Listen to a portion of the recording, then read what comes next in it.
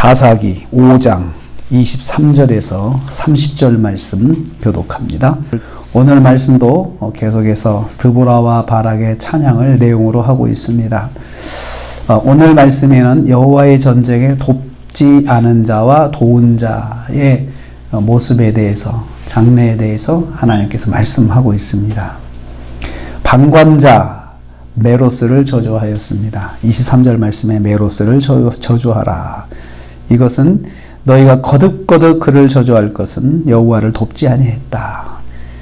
여호와의 용사를 돕지 아니했다. 이렇게 말씀하고 있습니다. 이 메로스는 이스라엘과 협력과의 관계에 있었던 가나안 족속이었습니다. 그래서 가나안 족속이라고 보통 말하는데요. 여호와의 전쟁에 함께하지, 원래는 이 가나안 족속들은 같이 이스라엘과 함께 동맹을 맺어가지고 또 함께 거하는 족속들인데, 전쟁을 하면 당연히 와서 도와야 되고 도와야 되는 관계에 있었습니다. 그런데 그들이 이렇게 보니까 절대적으로 이스라엘이 불리한 거예요. 보니까는 이스라엘은 변변한 무기도 없고 사람만 많이 모였지만 상대는 시스라의 군대는 전차가 있었고 그리고 정규군이었어요. 그러니까 자기들은 가만히 중립만 지켜도 이 전쟁의 판세가 이스라엘의 패배이기 때문에 나중에 유익을 얻겠다 싶어서 계산을 하고 참전을 안 한 거죠. 그래서 와서 돕지 않았다. 그들은 방관을 한 거죠. 이스라엘이 질 거라고 생각을 한 거예요. 이러한 행동에 대해서 드보라와 바락이 전쟁 이후로 이제 저주를 하고 있는 거예요. 여호와께 불충하는 것이기 때문입니다.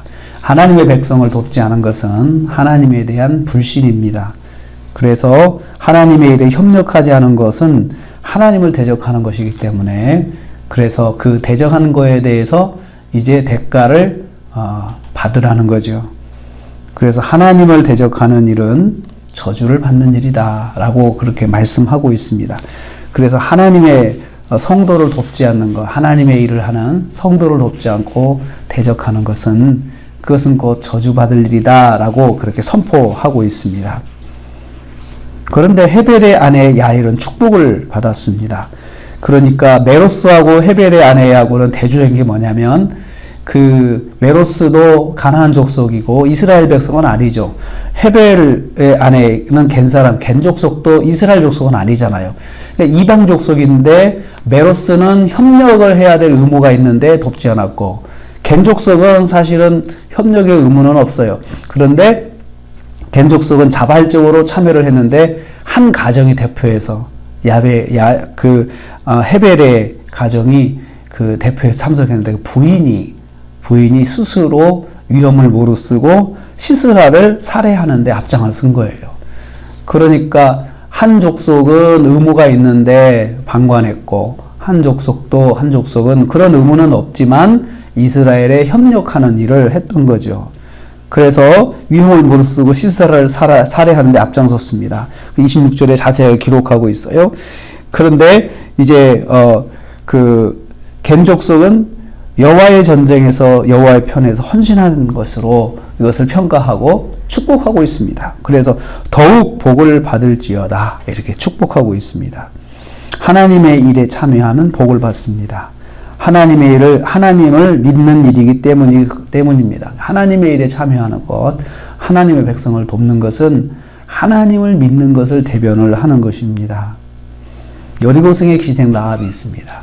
여리고성의 기생 라합은 이스라엘 백성은 아니었는데, 여리고성 사람이었는데, 그는 하나님을 믿었고, 그리고 그 믿음을 하나님의 사람들을 안전하게 도피시키고 돕는 일에 표현을 했습니다.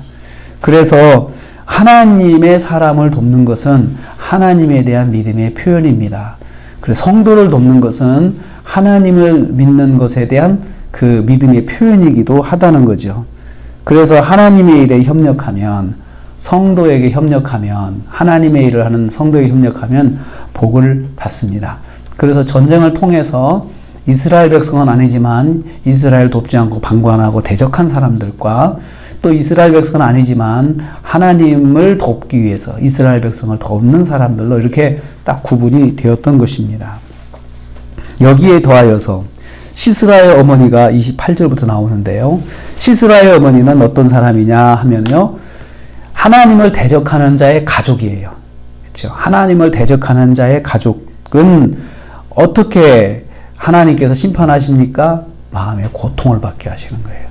마음의 고통을 받게 하시는 거예요. 그 어머니가, 시스라의 어머니가 거의 고통을 받고 있어요. 창사를 통하여서 부르짖는 것은 심령의 고통을 말하는 거예요. 괴로운 거예요.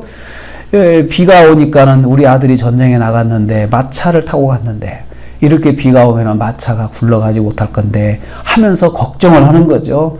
아들 걱정하는 거예요. 그러면서 또 아들이 성취하지 못하는 거죠. 노량물을 얻지 못하고 그러한 것을 이걸 또 걱정하는 거예요. 전쟁에 나가는데 빈손이고 패배하고 이러면 완전히 망하는 거 아니냐 이거죠. 마음의 고통을 받고 있습니다. 창사를 통해서 울부짖었다라고 말하고 있습니다. 가정에서 마음의 고통을 받고 있는 것을 표현하고 있어요. 그의 병거가 어찌 더디오는가 날씨를 보고 걱정합니다. 아들이 전장에서 소득이 없이 빈손으로 올 것을 걱정하고 있습니다. 빈손으로 왔습니까? 죽어서 왔죠. 그래서 얼마나 고통을 당합니까? 하나님을 대적하는 대적자는 가족도 고통을 받는다. 이렇게 선포하고 있습니다. 하나님을 대적하는 자의 가족은 고통을 받는 그런 저주를 받습니다. 그러나 성도를 도우면 하나님을 돕는 것이고 성도를 대적하면 하나님을 대적하는 것입니다. 돕는 자는 복을 받고 대적하는 자를 저주를 받습니다. 그래서 하나님은 성도 편에서 역사하시는 것을 볼 수가 있습니다. 우리도 살면서 하나님의 내가 믿음으로 이렇게 살려고 하는데 믿음으로 사는 나를 대적하는 사람들이 있습니다. 그런데 이것은 하나님이 보셔요. 하나님이 보시고 반드시 갚으십니다. 그래서 그 마음 아픈 게 바로 그거예요. 하나님이 역사하신다는 거예요. 하나님의 자녀들에 대적하는 사람은 곧 하나님을 대적하는 것이기 때문에 하나님께서 거기에 대해서는 반드시 대가를 치르게 한다는 것을 여기서 참 무서운 말씀을 하고 있습니다.